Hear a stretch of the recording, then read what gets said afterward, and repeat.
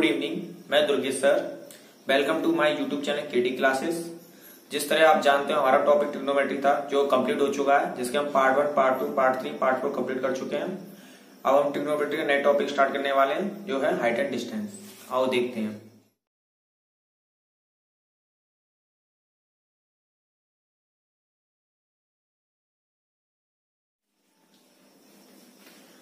Hello दोस्तों, आज का टॉपिक है ऊंचाई और दूरी। ऊंचाई और दूरी का प्रयोग मीनार, टेलीफोन के खंभों की ऊंचाई और नदी की चौड़ाई आदि निकालने में किया जाता है। इसके दो टॉपिक हैं जिसमें हमें पहला पढ़ा उन्नयन कोण, फिर दूसरा हमारा अवनमन कोण। उन्नयन कोण क्या है? उन्नयन कोण जब हम नीचे से ऊपर की ओर देखते हैं किसी मीनार या किसी वस्तु को तो उसे उन्नयन कोण कहते हैं, और अवनमन कोण जब हम ऊपर से नीचे की ओर देखते हैं तो उसे हम अवनमन कोण कहते हैं। तो जैसे अगर हम किसी मीनार की ऊंचाई नीचे से ऊपर देखते हैं तो वो हमारा उन्नयन कोण होगा। उन्नयन कोण हमारा ये होगा थीटा। और अवनमन कोण हमारा जब हम ऊपर से नीचे की ओर देखते हैं, जब हम ऊपर से नीचे की ओर देखते हैं तो एंगल हमारा बनता है थीटा। ये हमारा थीटा जो है वो अवनमन कोण है और ये हमारा उन्नयन कोण है।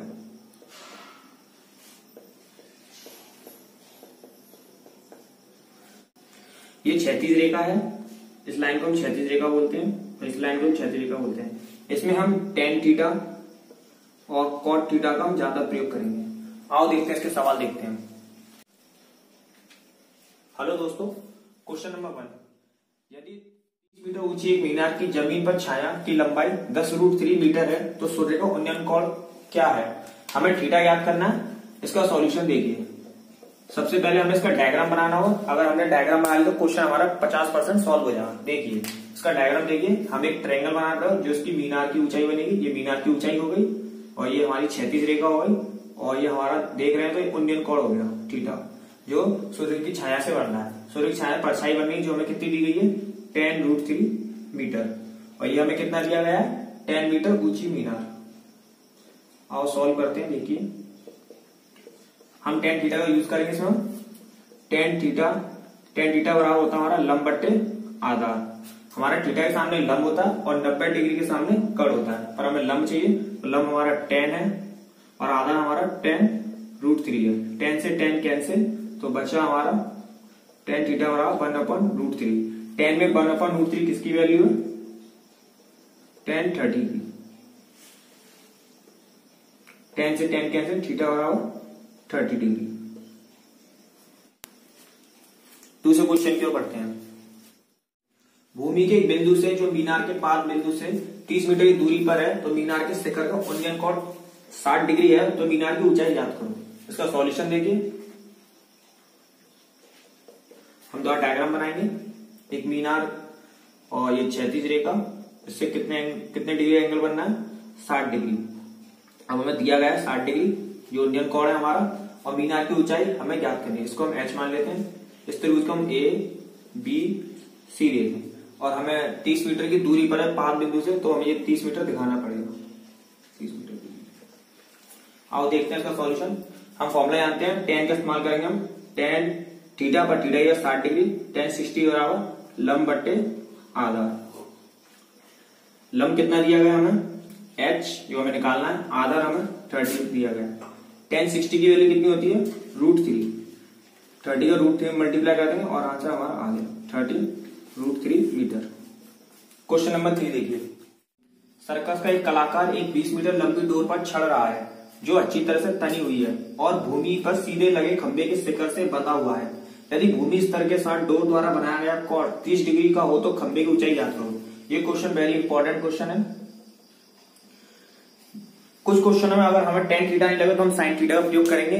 वो हम लाल कक्का मतलब लंब बट्टे कण, आधा बट्टे कण का यूज करके देखेंगे। देखो आओ क्वेश्चन देखिए, इसका सॉल्यूशन देखिए। इस क्वेश्चन में अंतर क्या है? चित्र बनाते हैं इसका। 20 मीटर एक लंबी डोर पर चढ़ रहा है जो तनी हुई है, तो तनी हुई डोर इस तरह बनेगी। ये हमारी 20 मीटर है, ये हमारी ऊंचाई है खंबे की शिखर की से बंधा हुआ है, और ये हमारा आधार। ये 20 मीटर डोरी लंबी तनी हुई है और हमें 30 डिग्री पर 30 डिग्री है, इसलिए हम त्रिभुज मानते हैं A B और C। हमारा AB जो है वो है हमारा हाइट जो खंबे खंबे की हाइट है और ये खंबे का शिखर है, और हमें ये हमारा बेस दिया गया आधा। अब हम लेते हैं, अब हम देखते हैं टेन थीटा लगाते हैं, तो टेन थीटा बराबर होता है हमारा लंब बट्टे आधार, पर वो हम पे आधार नहीं है ना लंब है, तो हम टेन थीटा नहीं लगा सकते। अब हम साइन थीटा का प्रयोग करेंगे। साइन थीटा बराबर होता है हमारा लंब बट्टे कर्ण। कर्ण हमें दिया गया और हमें ऊंचाई याद करनी है। ऊंचाई हमने क्या मानी है? हाइट।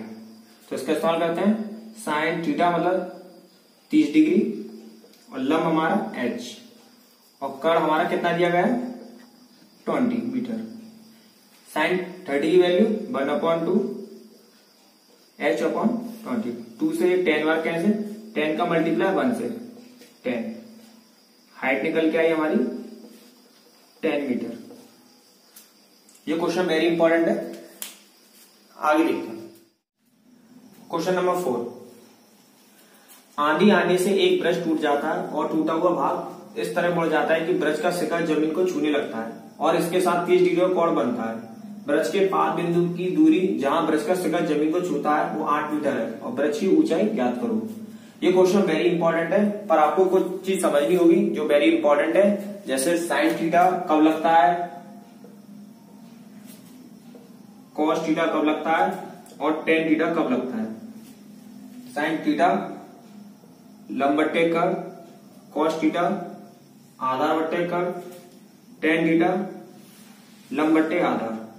साइन थीटा लंब बट्टे कर्ण मतलब perpendicular upon hypotenuse, cos theta मतलब आधार बट्टे कर्ण base upon hypotenuse, tan theta का मतलब लंब बट्टे कर्ण परपेंडिकुलर अपॉन बेस। देखिए चित्र के अकॉर्डिंग देखिए,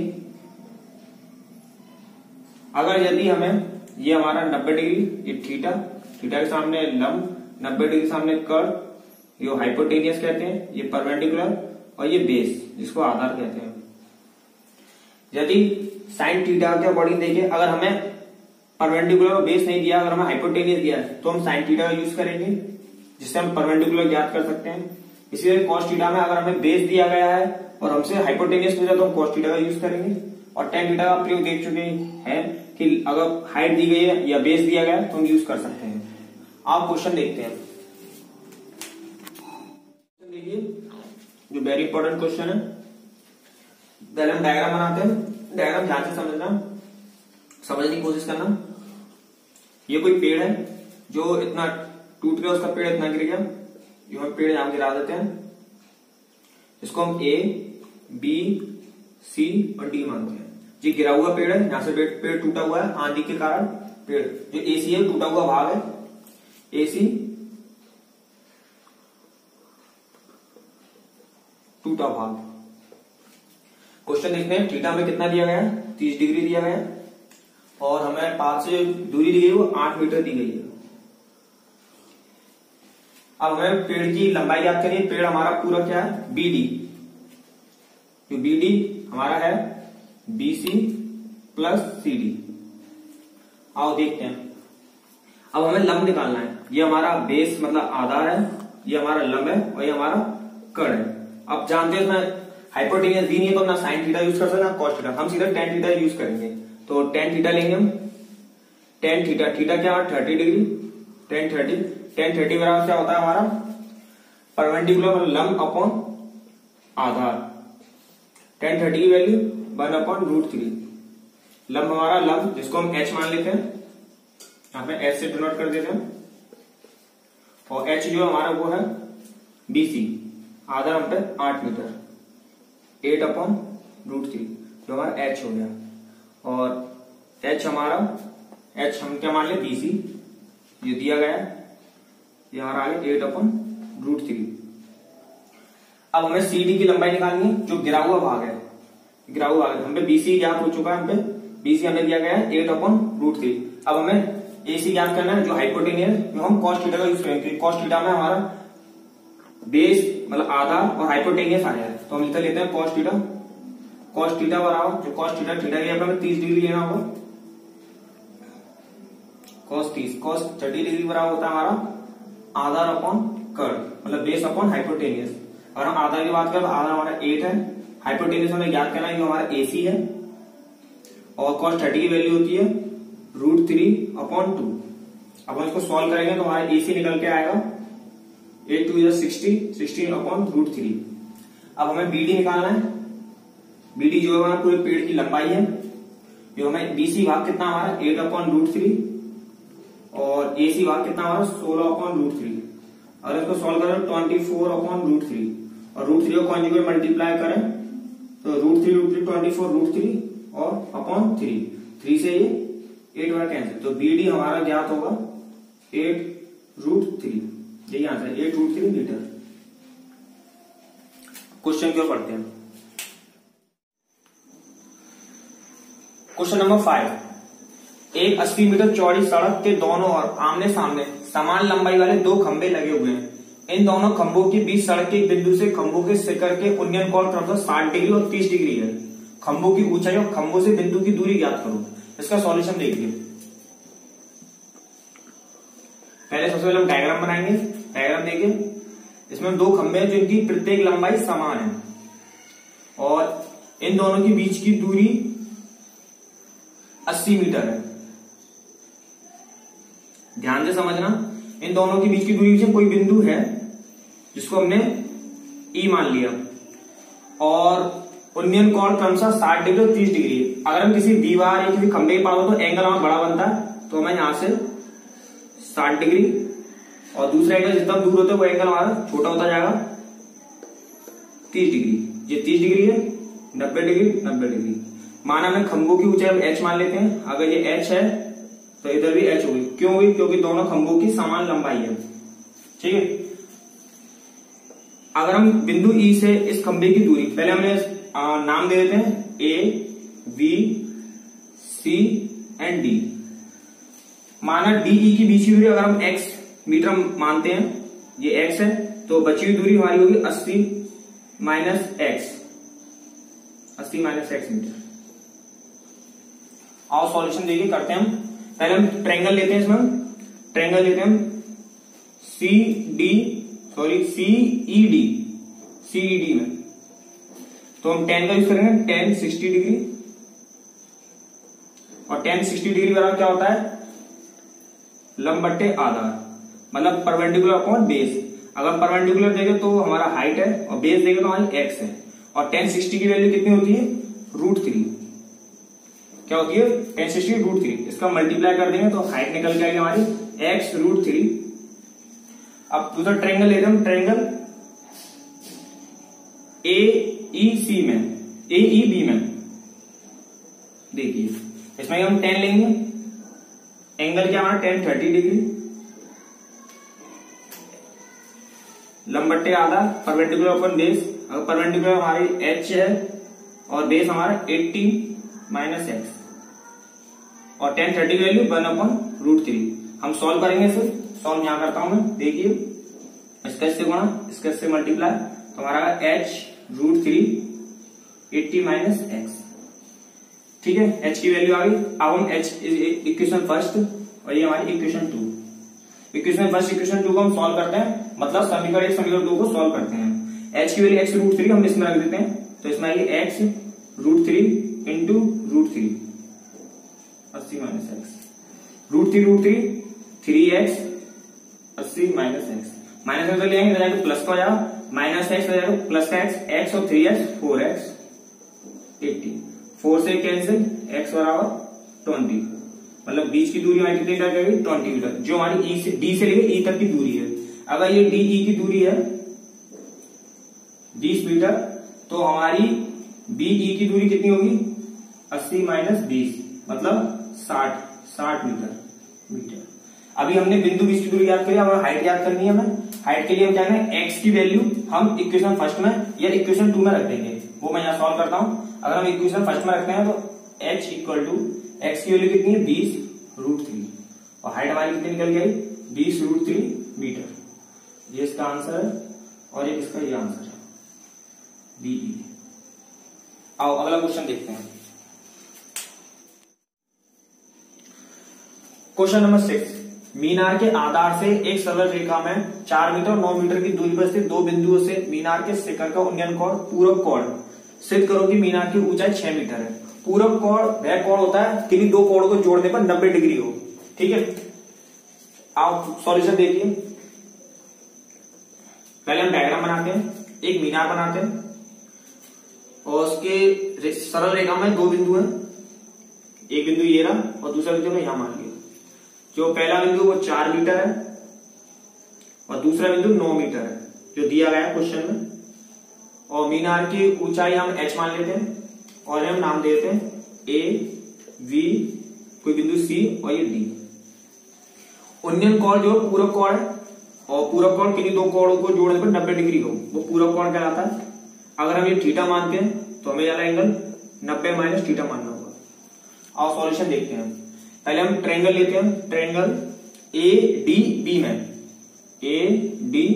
में tan थीटा लंब बट्टे आधार perpendicular upon base. tan theta है, लंब हमारा h है जिसको हमने हाइट मानी है और आधार हमारा पूरा आधार हमारा BD होगा जो 9 मीटर है। ये हमारी इक्वेशन फर्स्ट हो गई। अब ट्रायंगल लेते हैं हम, ट्रायंगल ACB में tan थीटा बराबर h अपॉन 9 इक्वेशन फर्स्ट जो समीकरण फर्स्ट ले लिया। अब दूसरा त्रिभुज लेते हैं, त्रिभुज ACB में इसमें हम लेंगे tan हमारा उन्नयन कोण 90 माइनस थीटा मतलब पूरक कोण 90 माइनस थीटा h अपॉन 4 मीटर। tan 90 माइनस थीटा क्या होता है हमारा cot थीटा h अपॉन 4। इक्वेशन 2 को मल्टीप्लाई करने पर मल्टीप्लाई करेंगे हम तो tan थीटा इंटू cot थीटा equals to h upon 9 multiply h upon 4। आपको अगर tan थीटा cot थीटा को उल्टा है तो इससे ये कैंसिल हो जाएगा, यहाँ 1 बचेगा। h का मल्टीप्लाई h h स्क्वायर और 9 4 जा 36 में मल्टीप्लाई करेंगे h स्क्वायर इक्वल टू 36 और उसको हटाएंगे अंडर लगेगा, अंडर लगते ही 36 में 6 आएगा, 6 मीटर। यही सिद्ध करना था, हेंस प्रूव। क्वेश्चन नंबर 7 देखिए। क्वेश्चन नंबर 7, भूमि के एक बिंदु से एक 20 मीटर ऊंचे भवन के शिखर पर लगी एक संचार मीनार के तल और शिखर के उन्नयन कोण क्रमशः 45 डिग्री और 60 डिग्री है। मीनार की ऊंचाई ज्ञात करो। सॉल्यूशन देखिए। पहले हम डायग्राम बनाएंगे, पहले हम एक भवन बनाएंगे और यहां हम इसका तल मानेंगे संचार मीनार का। संचार मीनार जो भवन हमें 20 मीटर ऊंचा है और हमसे मीनार की ऊंचाई मतलब संचार मीनार की ऊंचाई पूछी है, हमें ये ज्ञात करना है। फिलहाल हम देखते हैं संचार मीनार के तल से और शिखर का उन्नयन कोण 45 डिग्री है। यहां से ये 45 डिग्री है तो इसके शिखर से 60 डिग्री बनेगा जो दिया गया है क्वेश्चन में। हम इसको A, B, C और D मानते हैं। इसको हम दूरी बाई मान लेते हैं, यहां से लेके यहाँ तक बाई है और यहां से लेके यहाँ तक हम इसको h मान लेते हैं। आओ सॉल्यूशन देखते हैं क्या सॉल्व करेंगे। पहले हम ट्रायंगल लेते हैं ABC, ट्रायंगल ABC में लेंगे हम tan 45 डिग्री। tan 45 डिग्री का लंब बट्टे आधार।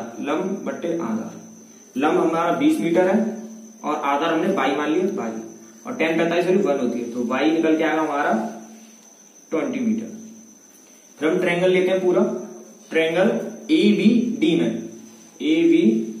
में इसमें हम लेंगे tan जो हमारा एंगल है 60 डिग्री 60 डिग्री।